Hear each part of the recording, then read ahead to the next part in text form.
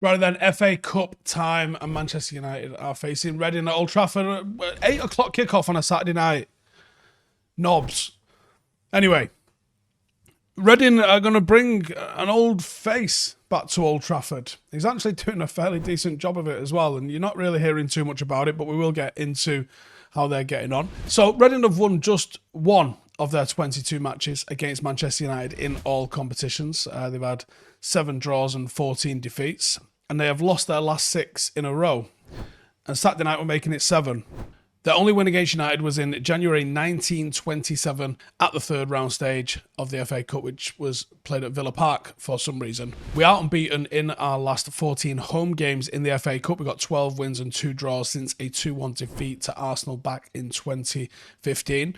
We have lost just one of our last 39 home games against sides from outside the top flight, with 31 wins, 7 draws, after that 1-0 defeat to Leeds United back in January 2010. Do you remember that? Horrible. Reading have lost 7 of their last 8 FA Cup matches against Premier League opposition, with the other one being a 3-1 home win against West Brom back in February of 2016. Marcus Rashford has been in 5 goals in his last 5 FA Cup appearances, 2 goals, 3 assists. His only brace in the competition to date actually came against Reading back in January 2017. Reading have failed to win any of their last 4 league games this season, currently lying in 14th place, and they have conceded 2 or more goals in 9 of their last 20 matches as well. Now, Reading used to normally line up with a back 3, and that back 3 sometimes flipped around a little bit. They would be a 3-5-2, and it would occasionally be a 3-4-2-1.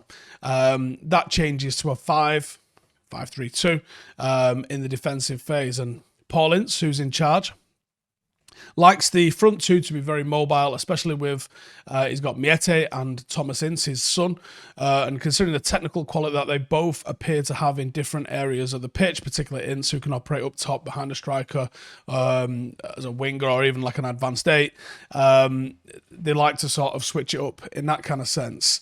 They've got former Chelsea defender Abdul Rahman. They've got Nesta Guinness-Walker. They've got Forner and Julia Hoylett, who've been in pretty vital for them in wing-back roles, offering both a deep and wide threat.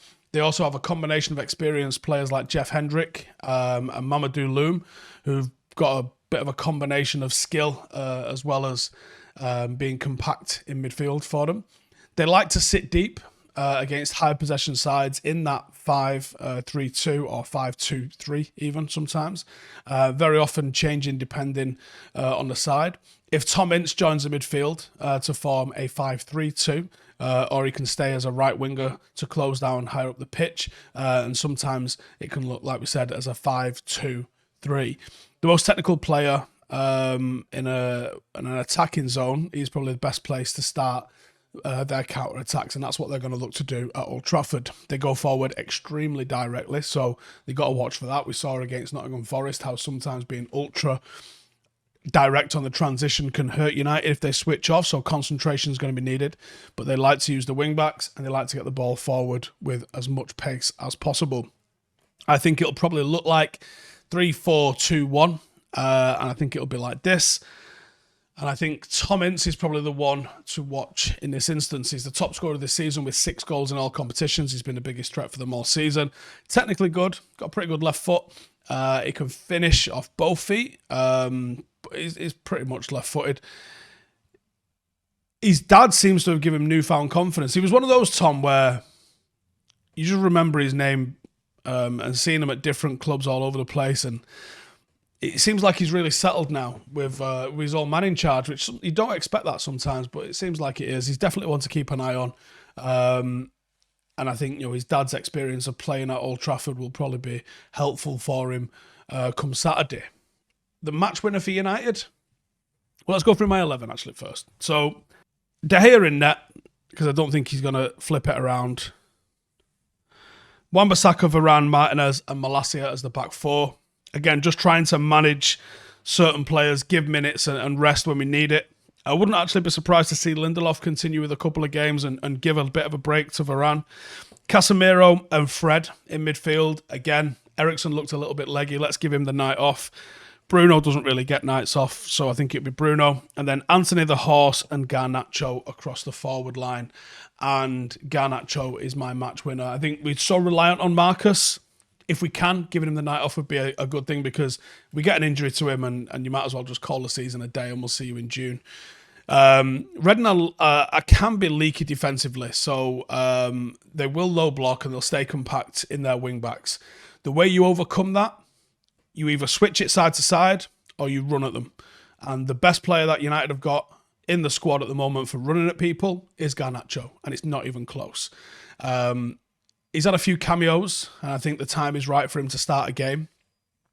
Young players do have fluctuating consistency, but I think he's a real talent that, because of the way I expect Reading to line up, he'll be not asked to do much defending, and he will get chance after chance after chance to run at that defence and cause havoc inside the box.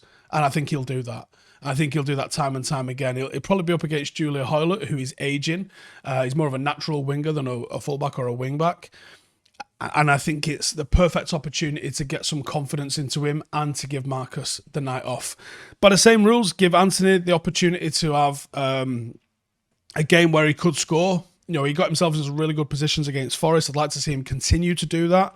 I think the Horse will be vital, giving us a focal point. And I'd like to see Bruno sort of dictate a game against a team that's probably going to sit back as well. And then Casemiro's experience just calming everything down as Reading will look to go extremely direct on the break against us. And how do we beat them? Set pieces. We haven't been prolific at set pieces, and this could be one where we change. Reading have been shocking on set pieces, and they concede from set pieces. They can not just high scoring chances, but also goals. They lose concentration. They're not very well drilled defensively. There's an opportunity there. And then try and invite them to play out. They're really open and expansive when they try and play out, and if you can turn the ball over at that time, you can get caught 1v1, 3v3. You can even find yourself overloading them, because they do seem to push players up because of the way having a back three can sometimes look to overload the middle. They can find themselves 3v3 at the back and occasionally even 4v3 at the back.